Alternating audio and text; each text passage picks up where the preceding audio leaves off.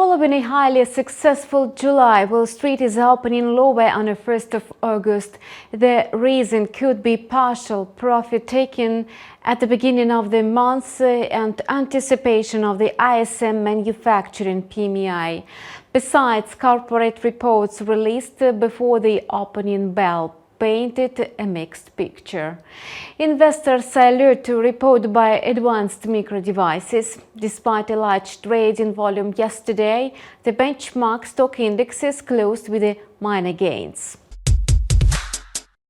The Dow Jones climbed by 100 points or 0.28%. The Nasdaq rose by a modest 0.21%. The S&P 500 added 0.15% to close at 4,588 points. In the New York pre-market, the major stock indexes almost negated the growth on Monday. Futures on the Wall Street indexes shed 0.2 and 0.4%, but the Dow Jones rebounded by 0.2%. The S&P 500 is expected to trade in the intraday corridor between 4,540 and 4,600 points. The stock indexes closed yesterday with small changes. Still, all of them finished July with a strong performance on the back of upbeat corporate reports and hopes that the US Fed would complete its cycle of monetary tightening. All three indexes closed the month with gains, and the Nasdaq looked the strongest performance as the companies with a mega capitalization such as Alphabet, Meta and Intel reported solid quarterly profits.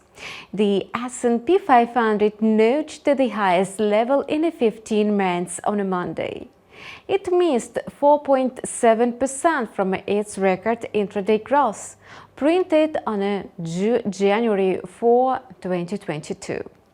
8 of the 11 sectors of the S&P 500 posted gains, driven by a 2% increase in energy stocks. The sector has grown since the banking crisis, and the oil quotes are firmly holding above $80 per barrel. Against this backdrop, Citigroup has ungraded its S&P 500 and 2023 and mid-2024 targets to 4,600 and 5,000 points respectively, to reflect a higher chance of a soft landing. Chicago Fed President Austin Goolsbee said on a Monday that the central bank was fairly on course to bring inflation down without triggering a recession, and would be monitoring the data to decide if a further monetary tightening might be appropriate in September. In the corporate sector, Johnson & Johnson shares fell by 4% after a US judge rejected the drug maker's second attempt to settle tens on thousands of lawsuits over its talc products. Adobe shares rose by 3.3%, outperforming high-tech peers after Morgan Stanley upgraded the Photoshop maker to overweight. On Tuesday, Wall Street futures declined ahead of a new economic data that could clarify the situation in terms of a soft landing for the US economy. Before the opening bell, the focus was on the corporate sector and the mixed quarterly results of the US top companies. Merck's shares grew by 1.9% in the pre-market trading as the company raised its full-year profit forecast after posting a smaller than expected loss in the second quarter. On the other hand, Pfizer's shares dropped as the drug maker fell short of Wall Street's quarterly revenue expectations. Caterpillar shed a few points on a warning of a consistent fall in sales for the current quarter, raising concerns that equipment demand may have perked. In doing so, the company beat earnings estimates and later surged by 4.5%, turning the Dow up. US-listed shares of Chinese firms such as Alibaba slipped by 1.7% after surveys showed factory activity in China contracted sharply in July due to sluggish market conditions at home and abroad. After the opening bell, attention of investors will be mainly riveted to AMD, the giant of the chip production, and its quarterly results and forecasts. The economic calendar will also be busy. Investors are yet to evaluate ISM manufacturing PMI, which is expected to show US factory activity contracted less in July than in months earlier. And Georgia's job openings and employees turnover for June will also be available tonight. With the release of a softer than expected US inflation report for June, the market is cherishing hopes that the soft landing narrative will continue. In this context, any sharp deviation in the data could increase volatility of stocks.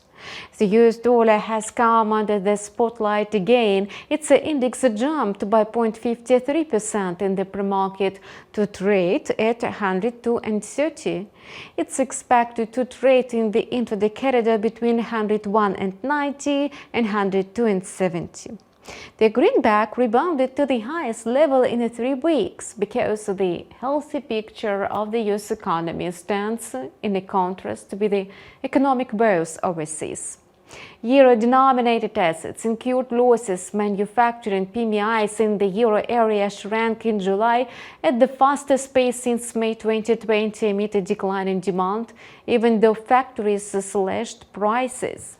The euro lost 0.3% against the US dollar, and the pound sterling is also unnerved ahead of the Bank of England's policy meeting. The sterling dropped by 0.5% against the greenback, and the Australian dollar was hurt the most. It tumbled by 1.6% against its American rival after the Reserve Bank of Australia maintained interest rates for the second month straight.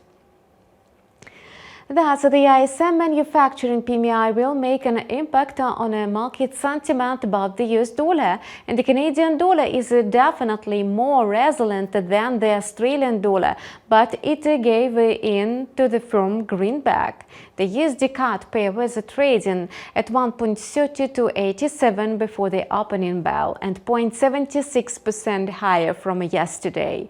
The intraday corridor is seen between 1.3250 and 1.3320. The loonie is affected by the US dollar's advance and fall in oil prices, and the loonie was discouraged after S&P Global reports showed a decline in factory business activity in the Eurozone and China. Oil prices are trading not far away from the 3-month highs on the back of planned supply cuts. The outlook for the oil market looks bullish but not today. On a Tuesday, Brent crude futures skidded by 0.7% to trade at $84.81 a barrel, and WTI futures went down by 0.33%. Such a dynamic is bearish for the loonie. The crypto market went lower on a negative territory, having plunged by 1.1% intraday. Bitcoin is trading at $28,860. Popular altcoins such as Ethereum, Ripple, Litecoin, Solana, Cardano, and Binance shed from 0.4% to 4.4%. The market sentiment is again spoiled by regulators and cyber criminals. The lawsuit filed by the Securities and Exchange Commission against Richard Hart, the mastermind behind hacks, for selling unregistered assets worth $1 billion, aroused concerns in the market.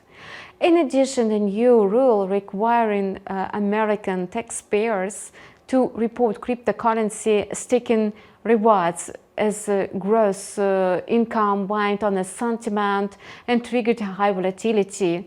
Ethereum in turn fell by 2% in the last 24 hours after the curve hack, which resulted in the theft of about 2,800 tokens.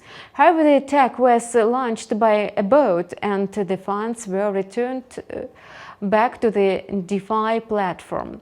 On the positive side, Republican presidential candidate and Florida Governor Ron DeSantis vowed in a speech to end the Biden administration's war on the Bitcoin and cryptocurrencies when he is elected president. Meanwhile, Bitcoin left the borders of the trading range between 29,200 and 29,700, and the price could slip to the area of $28,600 and $28,400. Alternatively, the token could recover to $29,200 to $29,700. Keep close tabs on the financial markets on the InstaForex TV channel. Your feedback is appreciated. See you online tomorrow.